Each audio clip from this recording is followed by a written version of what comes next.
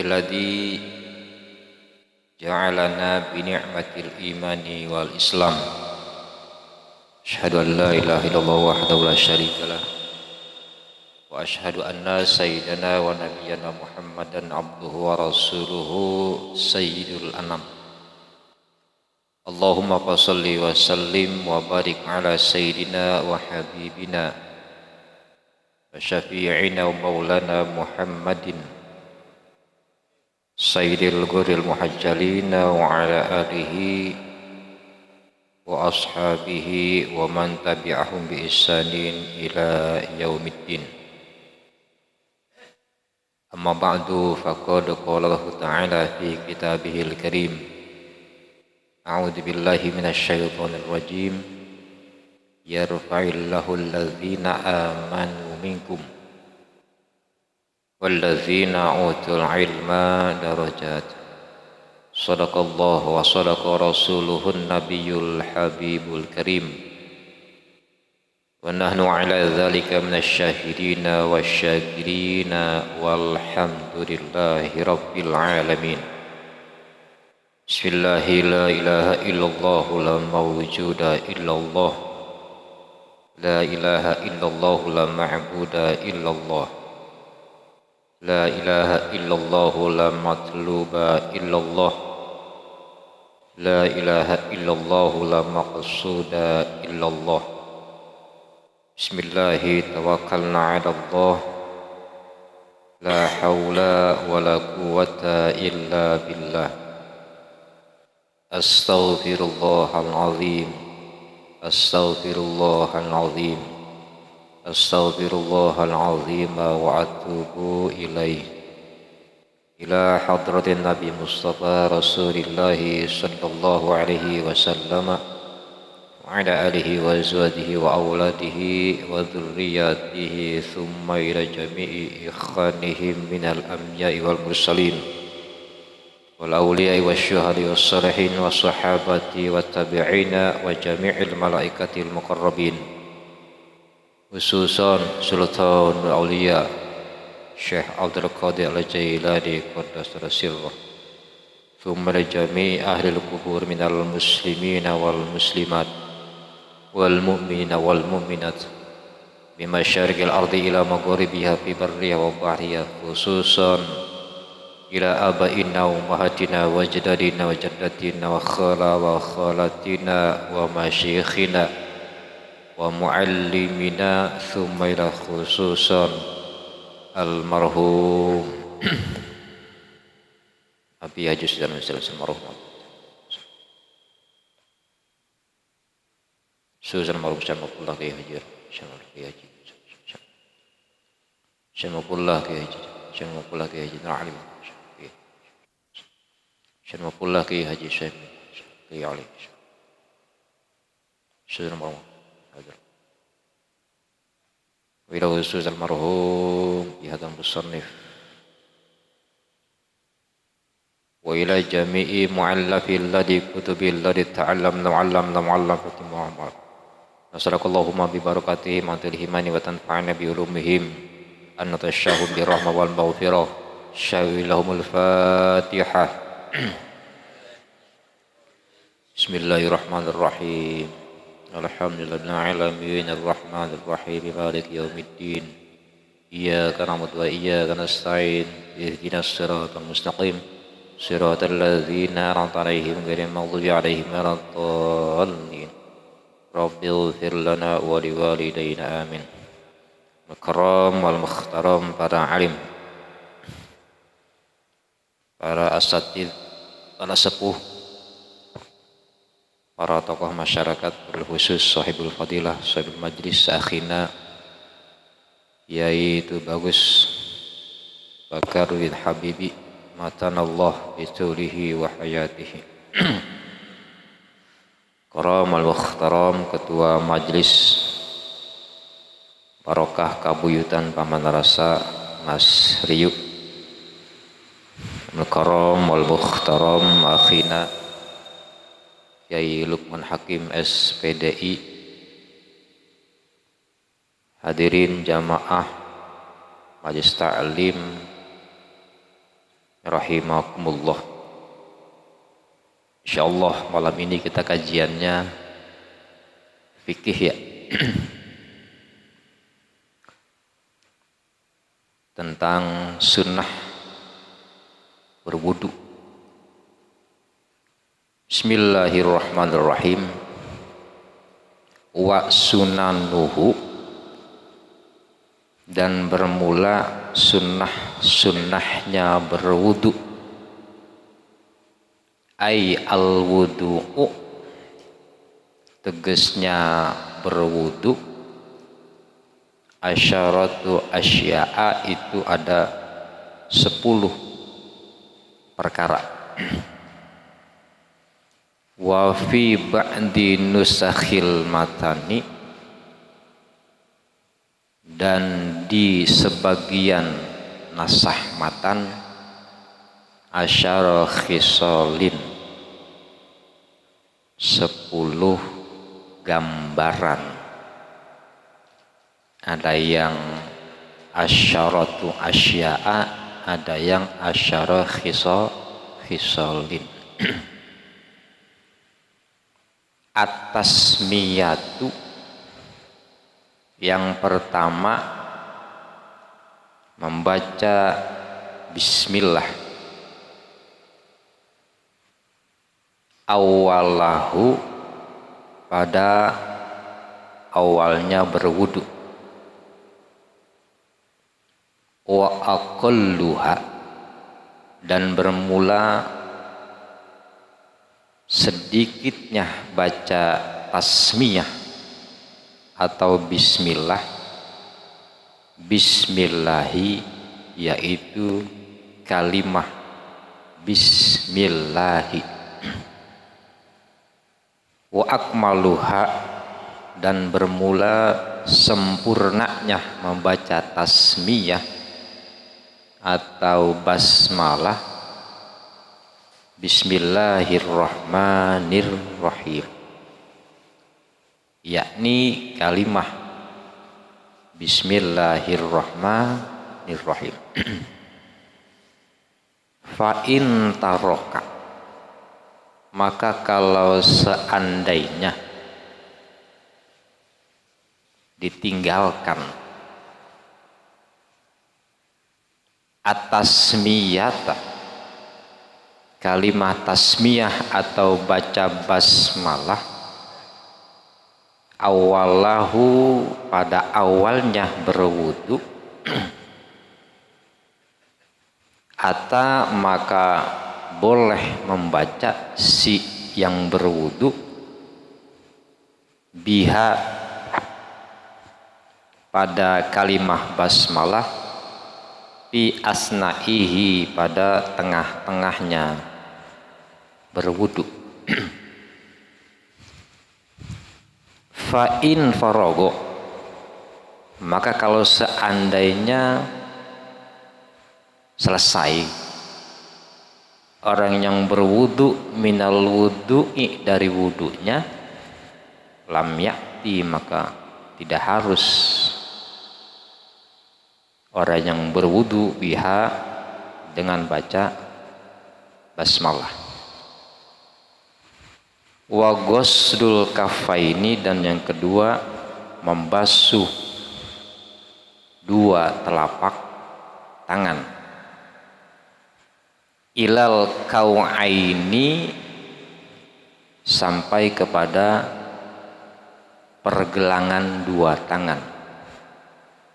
Qoblal madmadoti, sebelum berkumur. Yagsilu, yang membasuh orang yang berwudu, huma, kepada itu 2 telapak tangan. Salasan, 3 kali. Intaraddada, kalau seandainya ragu orang yang sedang berwudu,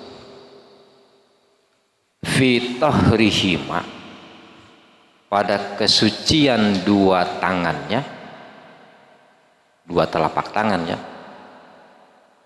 qabla idkhalihima, sebelum memasukkan dua telapak tangannya, al-ina'a, kepada sebuah wadah, al-mustamilu, yang mengurung, alama'i, kepada air, dunal kullataini, yang kurang dari dua kulah. Fa illam yaksil, maka kalau seandainya tidak membasuh si yang berwudu huma, kepada dua tangannya itu,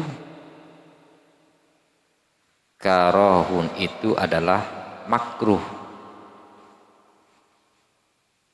Apanya yang makruh? Gomsuhuma, mencelupkan dua tangannya, fil ina'i, kepada wadah tempat air berwudu. Tapi wa in taikonna, wa in taikina, wa in taikonna,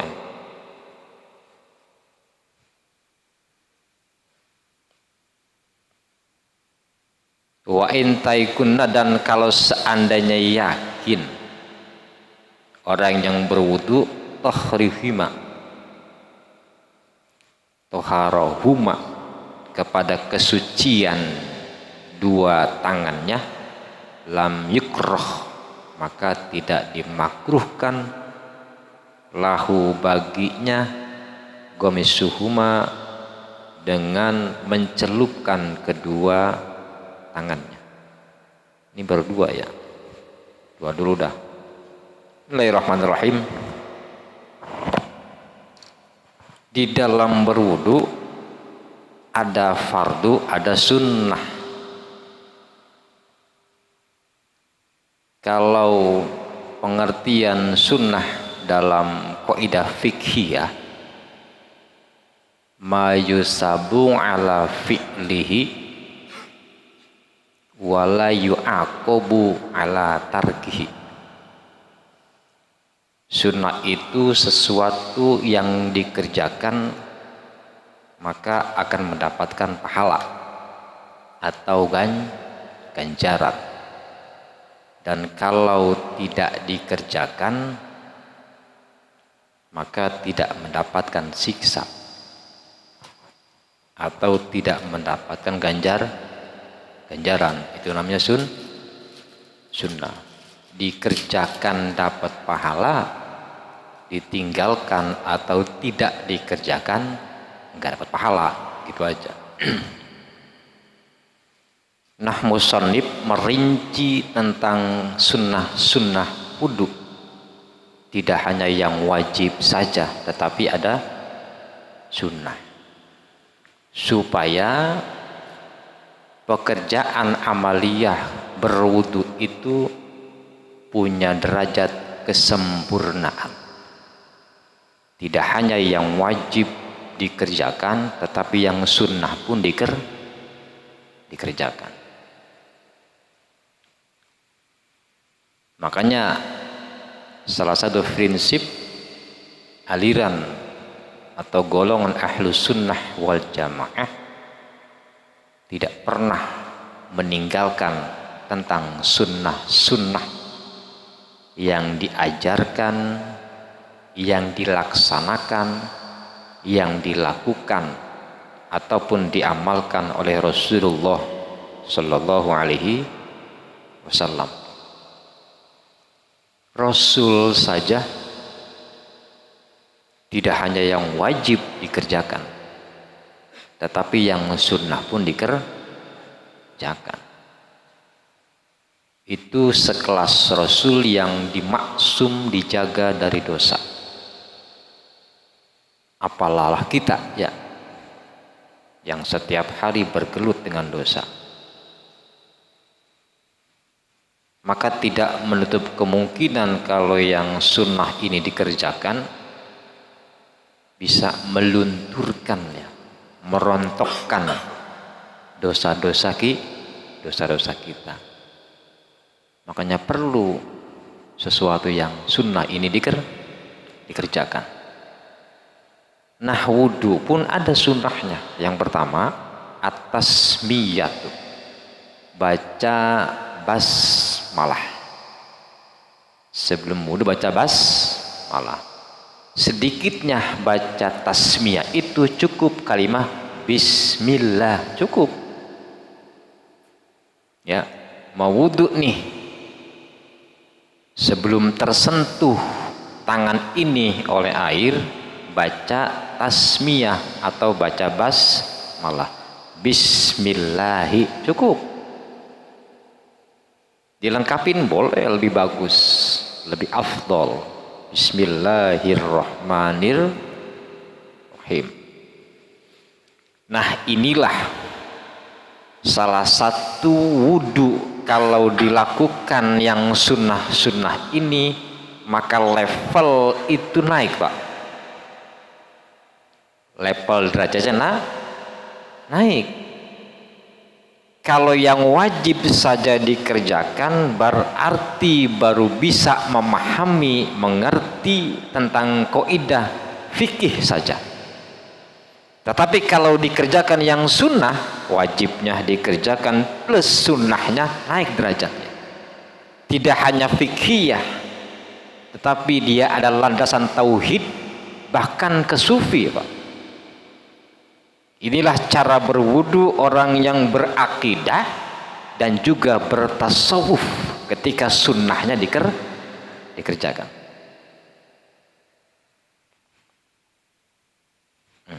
Baca bismillah Pak ya. Gimana kalau misalnya lupa baca bismillah, tidak dibaca di awal ketika mau wudu? Cuci tangan, udah niat, pas mau ngumbah tangan, membasuh tangan, ingat ya tadi lupa nggak baca bismillah di tengah-tengah tuh ya. Udah niat, udah membasuh muka, pas mau basuh tangan lupa nggak baca bismillah di awal wudu, maka kata musannif fa in taroka at-tasbiyatu awwalahu atabiha fi asna'ihi, baca basmalah ketika di tengah-tengah itu wudu, baca aja, nggak usah ngulang lagi ya.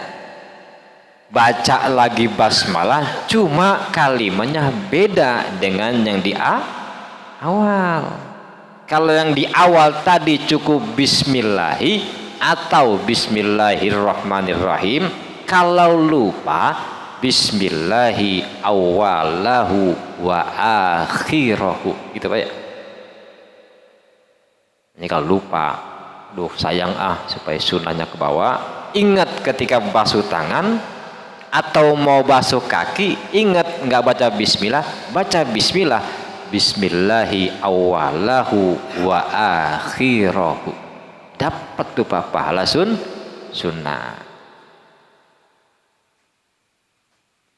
Gimana kalau lupa sampai selesai? Ya, udah selesai wudu, kaki udah dibasuh, udah disiram, udah doa.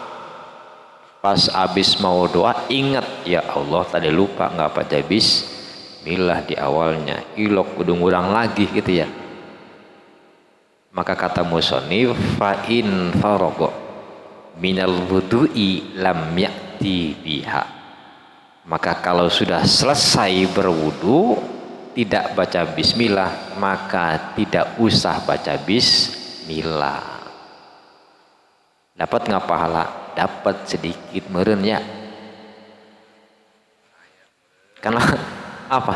Ada ingat tadi setelah selesai, ya Allah ingat nggak baca bismillah di awalnya, tapi udah selesai, ya udahlah, dapat sedikit. Kenapa sedikit? Ada ingat, dia nggak lupa. Biasa baca bismillah, ternyata lupa sampai selesai. Nggak usah diulang lagi wudunya ya, kalau sudah selesai mah. Kedua, sunnahnya wudu wa ghuslul kaffaini, membasuh dua telapak tangan ilal kaw'aini sampai kedua pergelangan. Nih Pak, ini telapak tangan ya, kiri kanan sampai mana pergelangan tangan itu. Engkel inilah yang disebut pergelangan tangan. Kalau mau dibasuh sampai sini ya, mau posisi begini kayak muncul, yang penting ini kebasahan nih ya. Mau dicelupin boleh, yang penting batas ini, dari ini sampai ini namanya batas pergelangan tapak tangan sampai pergelangan. Kalau yang ini doang dibasahi tapi ini nggak kena basah, tidak dapat sunnah ya, karena batasan kafaini itu kau'ain, batas telapak tangan ini sampai pergelangan tangan.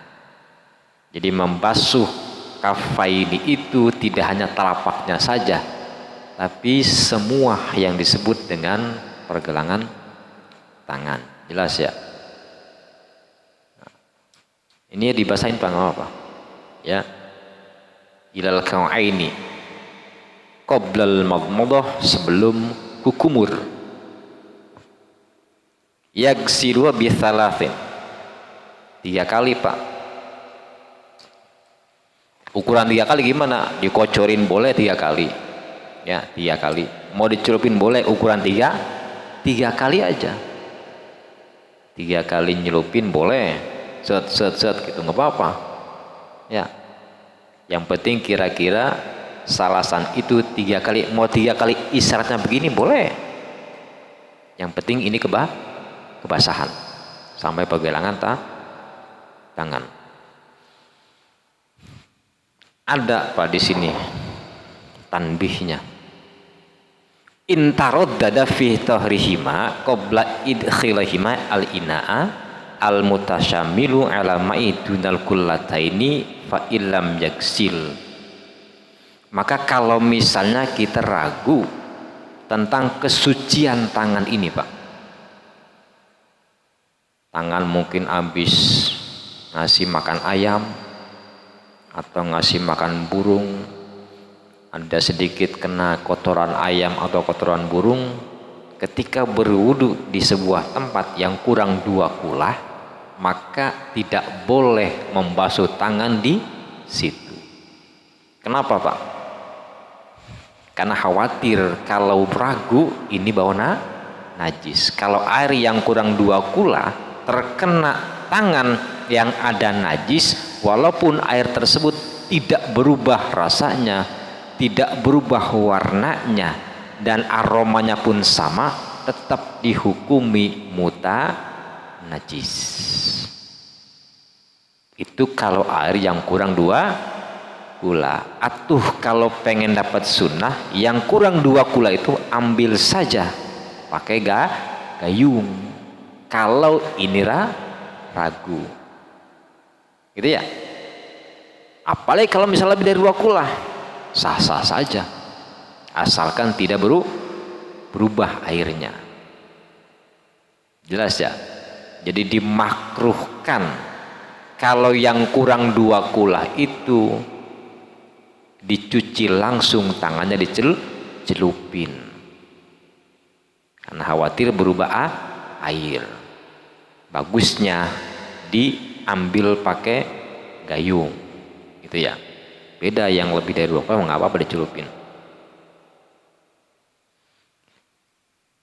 Wal madmadah, dan yang ketiga sunnah dari wudu kukumur Pak, ba'da ghusil kafaini, setelah membasuh 2 telapak tangan.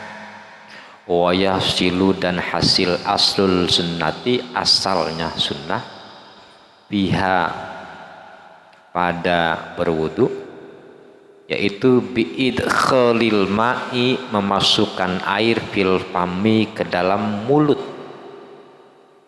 Jadi kukumur itu memasukkan air ke dalam mulut, namanya madmadah. Biidkhali ma'i fil fami sawaun adzara fihi wa majjuh. Sama adaro mau diputerin, ambil nih Pak air, puterin air dalam mulut, boleh. Enggak diputerin misalnya, jadi di apa, di majah ini dikeluarin gitu Pak. Wah ini masih begitu nggak Pak? Ya, umur boleh diginiin. Kalau mau diminum nggak apa-apa Pak, kalau yakin itu airnya sehat mah ya, air ngumur-ngumur, yang penting air itu masuk ke dalam mulut. Kalau air masuk ke dalam mulut dapat sunnah wudu berkumur. Mau ditelan boleh, mau diputer-puter itu air di dalam mulut boleh, dituang kembali juga boleh, asal lihat-lihat tuangnya gitu ya. Disampaikan ada sahib nih masalahnya nih, main sembur baik gitu kan, kaget tuh. Atuh bukan di situ, atuh bukan pengen dapat sunnah gitu ya. Mentang-mentang pengen dapat sunnah, nggak lihat kiri kanan, kontrol dulu. Ada orang kan di samping kan gitu, main semprot dah ya. Itu namanya madmadah. Berkumur itu sunnah wudu. Apa hikmahnya berkumur? Supaya lidah ini bisa merasakan dzatiyah aslinya air. Kira-kira nih air masih normal nggak nih kalau dirasain sama lidah? Ya, kali bocah kencing di sumur kali tadi. Sumurnya airnya lebih dari 2 kula. Kencing bocah di situ, kita mengukur, wah jadi asin ini. Nah, berarti tidak boleh diterusan wudunya. Berarti air tersebut sudah berubah rasanya, yang tadinya normal jadi asin. Itu hikmahnya Pak, kumur. Rata-rata kan anta Pak ya. Rata-rata anta itu air normal pada umumnya kan. Beda kalau kita wudu di air laut yang sudah asli asinnya. Itu mah boleh. Apa? Wal istinsyak. Nah yang kelima, istinsyak Pak. Apa ini Pak? Keempat, istinsyaku, yaitu istinsyak ba'dal madmadati, setelah madmadah, setelah kukumur. Apa yang disebut istinsyak? Istinsyak itu ada 2 makna antar wayah silu dan hasil aslu sunnati, asalnya sunnah, fihi dalam istinsyak, yaitu biidkhalil ma'i, memasukkan air, fil unufi, kepada hidung, sawaun dzadzabihi, sama boleh diserot, hirup, binafasihi, dengan nafasnya si mutawaddi, orang yang berwudu, ila khiyashimihi, sampai kepada pangkal ujungnya hidung, wa natharahu, dan mengeluarkan si mutawaddi kepada airnya, amla atau tidak. Jadi istinsyak itu memasukkan air ke dalam hidung. Jadi bahasa Arab itu kayak apa ya? Kalau memasukkan air ke dalam mulut namanya madmadah. Kalau memasukkan air ke dalam hidung namanya istinsyak. Ya. Kalau memasukkan sesuatu kepada sesuatu itu namanya idgham. Benar enggak? Idkhalu syai'i fi syai'i. Memasukkan sesuatu kepada sesuatu itu namanya idgham dalam ilmu tajwid. Dalam bersenggama, idkhalul hasyafati ilal farji, memasukkan hasyafah kepada farji, namanya jima. Jadi kalau jima itu memasukkan kepunyaan laki-laki kepada perempuan, ya. Kalau madmadah memasukkan air ke dalam mulut, kalau istinsyak memasukkan air ke dalam hidung. Kayak ya bahasa Arab ya. Gimana dapat sunnahnya air masuk ke dalam hidung? Gini Pak, mau ambil air begini dihirup oleh hidung, mau dikeluarkan boleh, mau dihisap juga boleh kalau mau mah ya. Setelah air masuk ke dalam hidung mau dising-singkan lagi juga boleh, mau ditelan juga boleh. Supaya apa Pak? Supaya bersih kotoran yang ada di hidung. Minimal kita dapat faedah atau hikmah tidak kena virus corona ketika menghirup air ke hidung, karena semua bersih Pak. Kan penyakit begitu ya. Tapi jangan sering-sering Pak, mentang-mentang pilek sing-singin Pak gitu ya. Saya pernah Pak wudhu di kolam gede gitu kan, malam santri semua pilek, wudhu mau ketika menghirup air masuk air ke hidung langsung sing-sing sereng pada hijau itu kolam. Lalu yang jijik mah jijik ya, aduh udahlah kalau berkahnya tinggal di pinggir.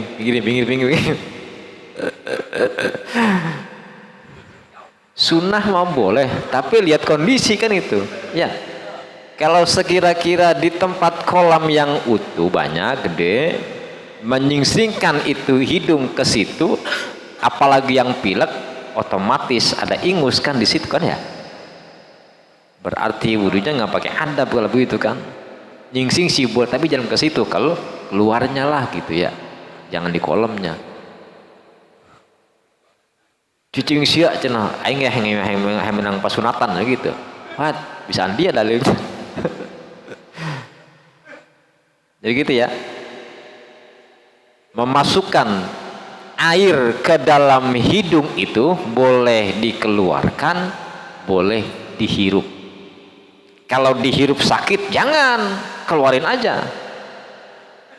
Yang penting syaratnya masuk air saja ke hidung. Itu sudah dapat sunnah.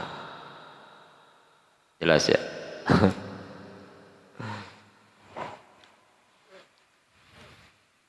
Kemudian wal jam'u bainal madmadha wal istinsyak bi thalathati quraf yatamaddamna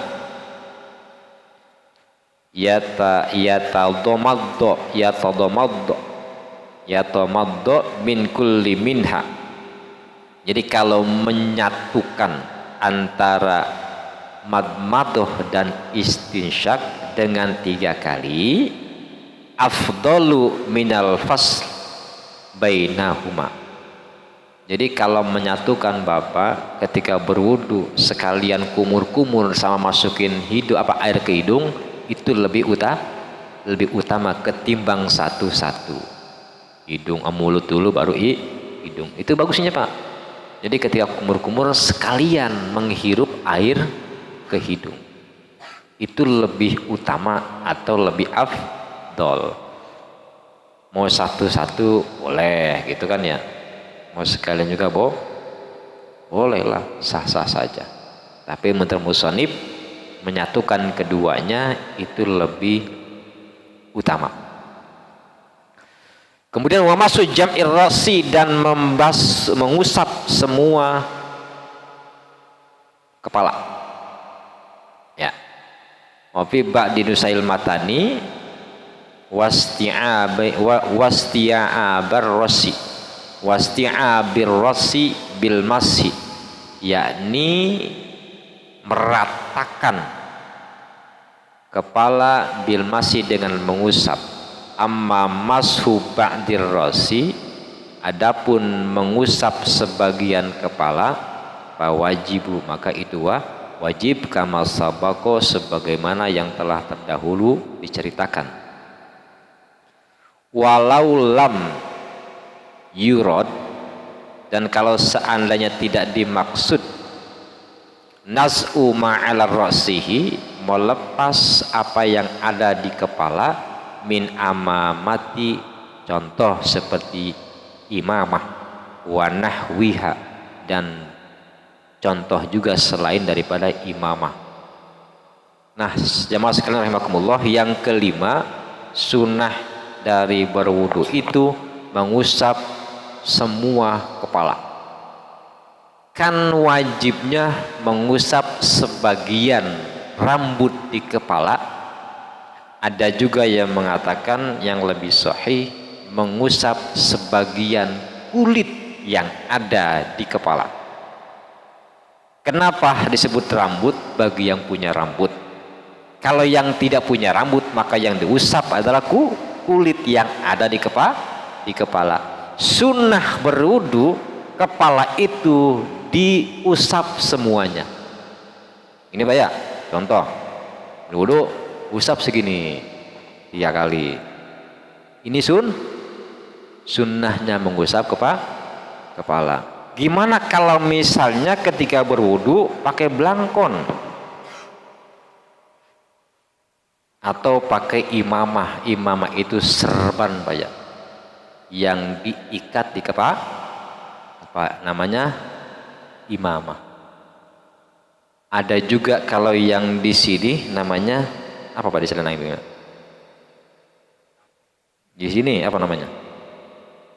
Sorban juga, tapi namanya apa?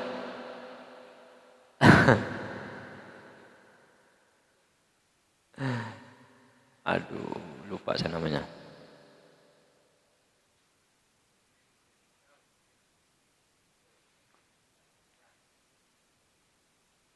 Udang-udang ataupun sorban yang diikat di kepala itu memang makanya sunnah. Kalau yang di selendang ini pun sama, disebut sunnah. Jadi kalau Bapak sholat pakai selendang sorban di sini, itu dapat pahala sunnah. Lebih baik sholat sunnah 60 rakaat. Pakai sorban doang tuh Pak. Ini kalau berwudu nih pakai udang-udang, masalahnya kalau dibuka ribet, dandannya lama, itu ngikut kepala hampir 1 jam. Sayang kan kalau dibuka ya. Atau pakai belangkon, ribet kalau dibuka nih. Gimana caranya supaya dapat sunnah? Cukup diusap saja, nggak apa-apa. Diusap saja itu serban ataupun belangkong dengan tangan kita yang kena air. Cukup begini aja, 3 kali. Dapat sunnah walaupun tidak dibuka. Gitu ya. Ini kalau malas bukanya, karena kita tadi dandannya pakai sorbannya hampir 1 jam. Kalau dibuka lagi ribet urusannya ntar. Ya. Pakai kopiah nggak apa-apa. Ya, kopiah begini misalnya. Yang pertama tadi wajibnya sudah apa? Rambut dulu misalnya gini. Ini kopiah ribet mau dibuka nih. Gosok aja kopiah nggak apa-apa. Kalau nggak sayang mah gitu kan ya. Pengen dapat sunnahnya wudu. Gitu.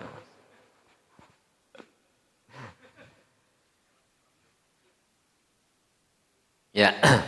Nah itu 5 tentang sunnah wudu, semuanya ada 10. Ini 5 dulu. 1, baca bismillah. 2, membasuh 2 telapak tangan sampai 2 pergelangan. 3, kumur. 4, memasukkan air ke dalam hidung.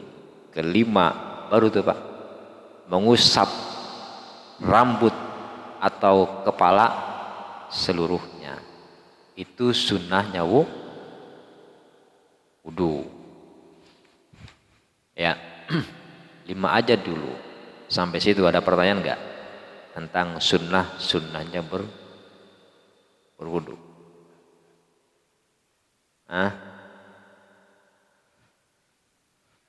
Nanti kalau sudah selesai baru kita tambahin tasawufnya ya, cara berwudu dengan ilmu tasawuf.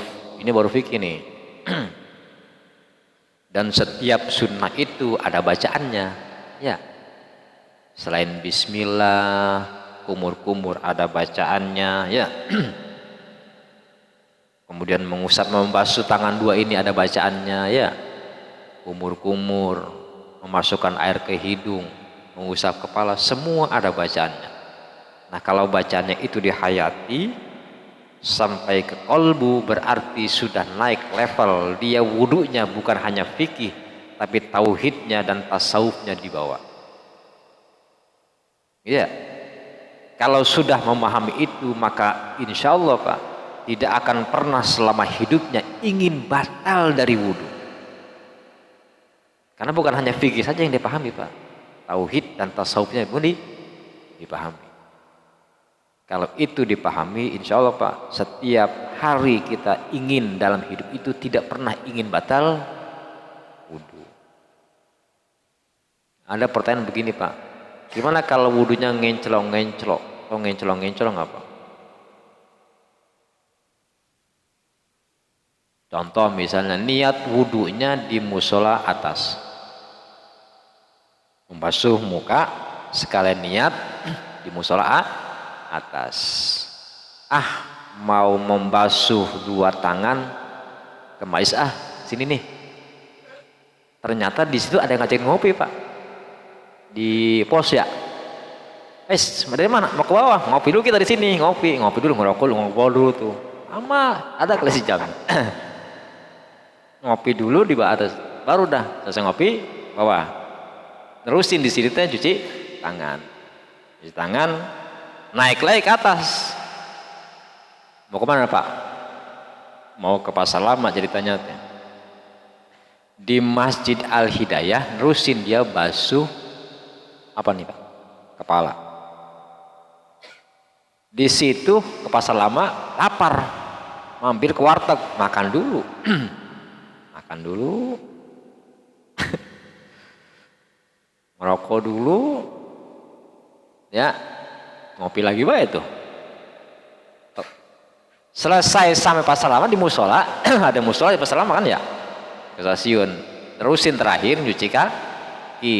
Pas zuhur dia sholat di musola stasiun Cikarang.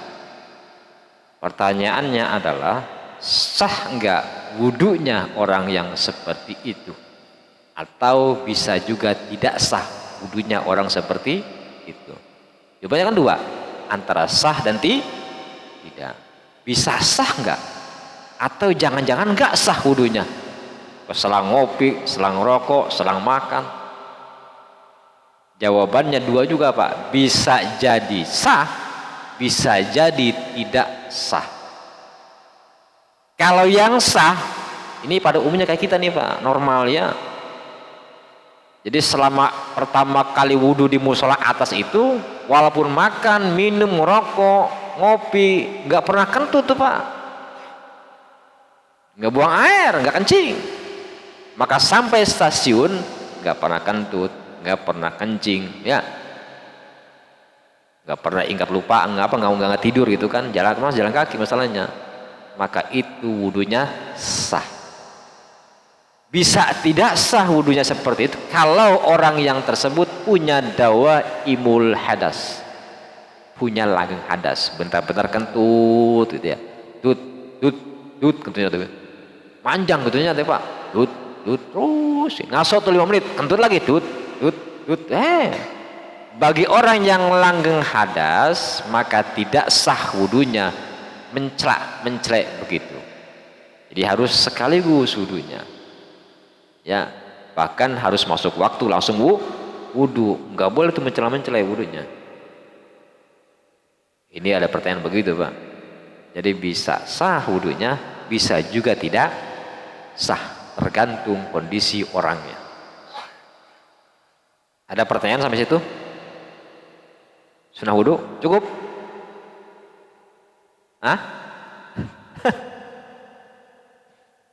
Mangga. Waalaikumsalam warahmatullahi wabarakatuh.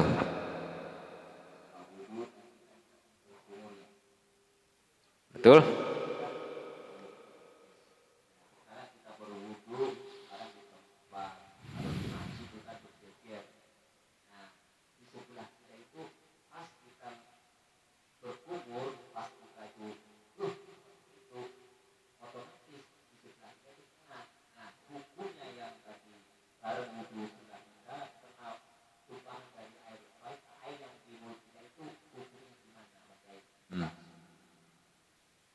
Jadi hukumnya orang yang tersembur oleh kita,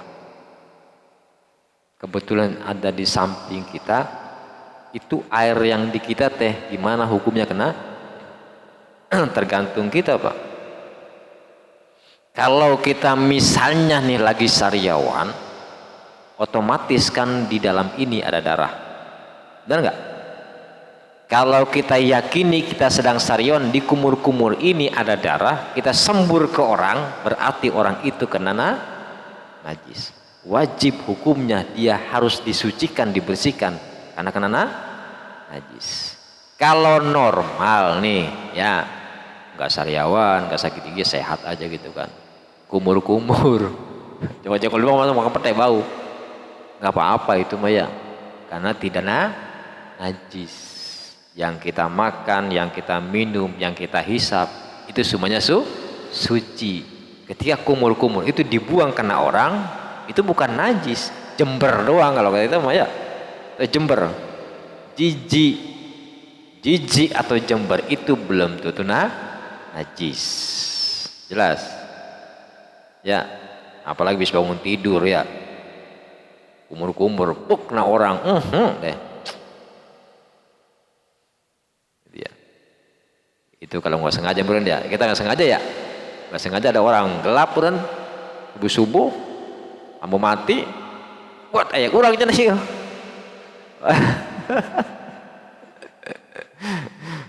Nggak apa-apa ya gitu ya.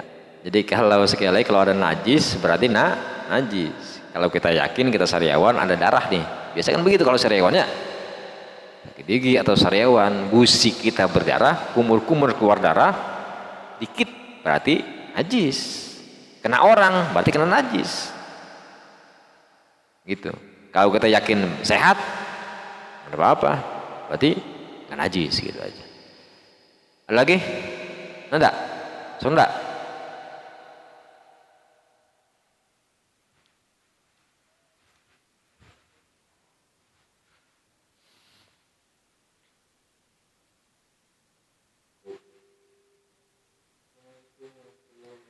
Waalaikumsalam warahmatullahi wabarakatuh.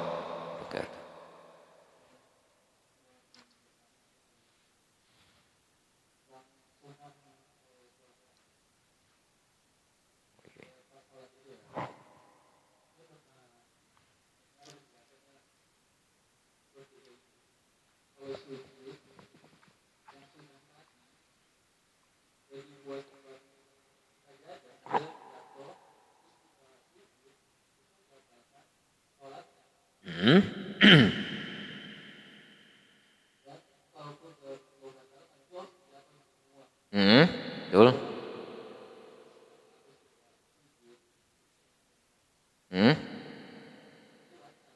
Ya, ya, iya, iya.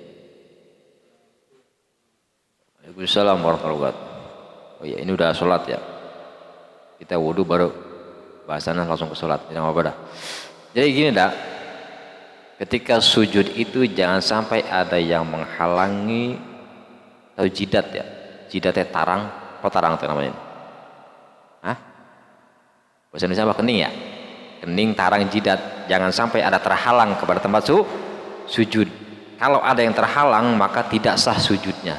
Ketika sujudnya tidak sah berarti batal sholatnya, tapi belum tentu batal wudhunya. Wudhunya nggak batal tapi sholatnya batal. Mau kopiah begini ke sholatnya kopiah begini nih ya, berarti ini tarang, ini jidat, ini kening tidak kena tempat sujud, nggak sah, harus dibuka Pak. Oh gitu ya, kalau buka begini berarti langsung kena tempat sujud. Gimana kalau sorban ini menghalangi? Nah, ketika sujud sorbannya ikut sujud nih, jatuh di sini nih, ya harus kita pakai di sini. Begini berarti tidak sah sujudnya. Karena apa? Karena sorban ini kita pakai, kecuali sorban jatuh. Jatuhnya ketika mau ruku atau sujud, jatuh, plak tempat sujud, nggak apa-apa itu mah, karena sudah terpisah, tidak kita pakai. Gitu ya. Jadi memang harus hati-hati ya. Kalau ragu-ragu ketika pakai sorban, mendingan yang dipakai.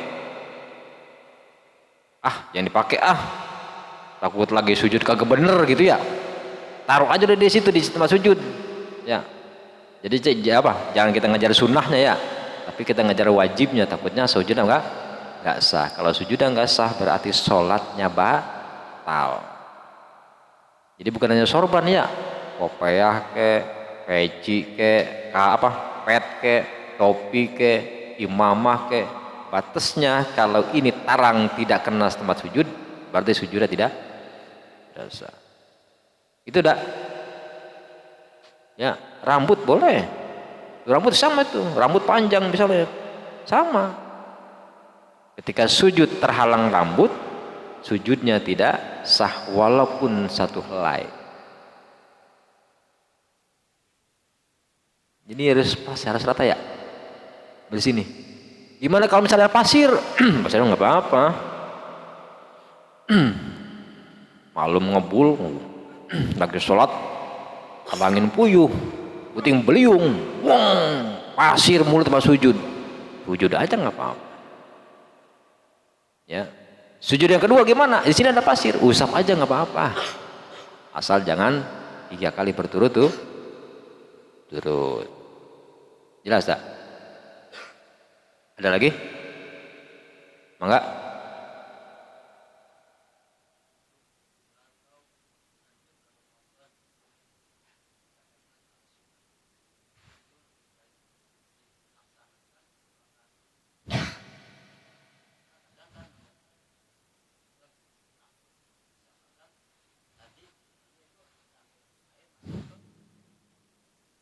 Hmm, hmm, hmm, hmm.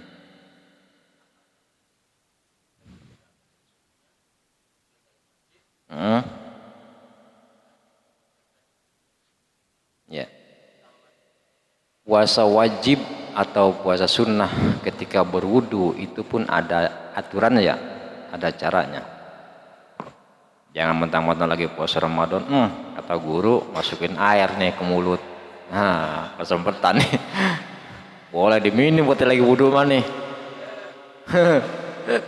Boleh ke mulut, boleh ke hidung, nggak tanggung-tanggung lagi, langsung diuyuk. Wah.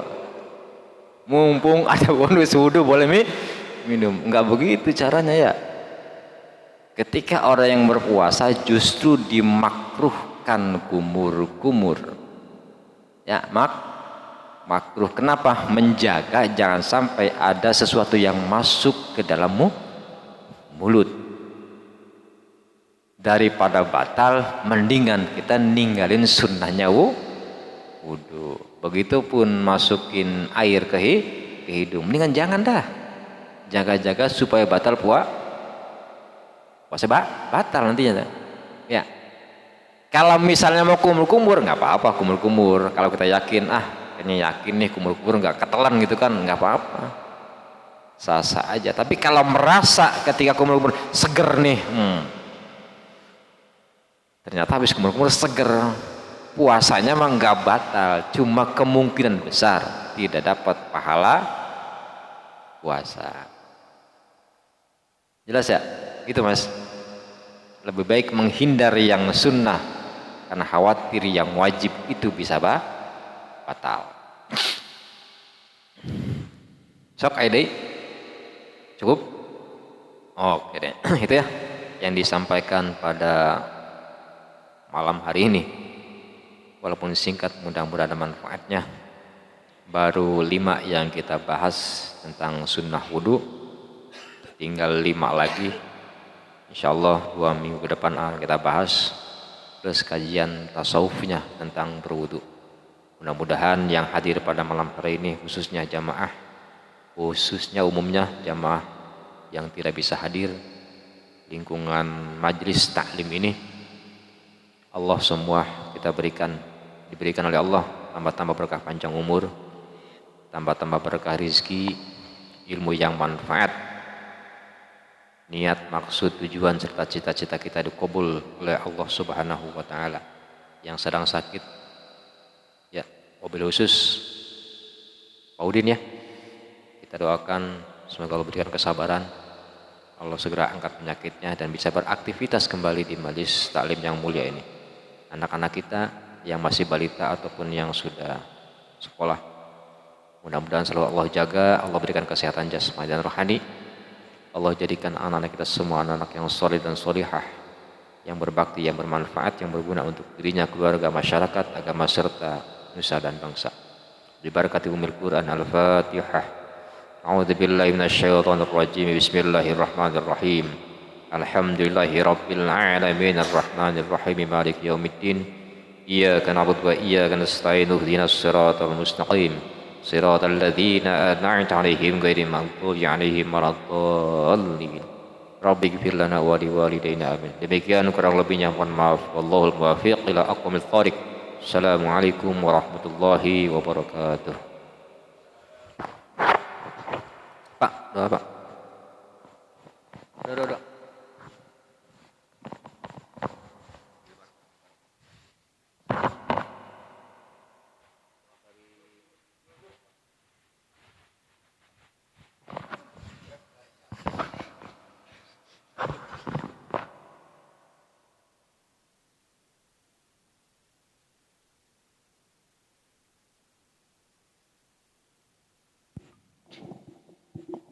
Astagfirullahaladzim, astagfirullahaladzim, astagfirullahaladzim.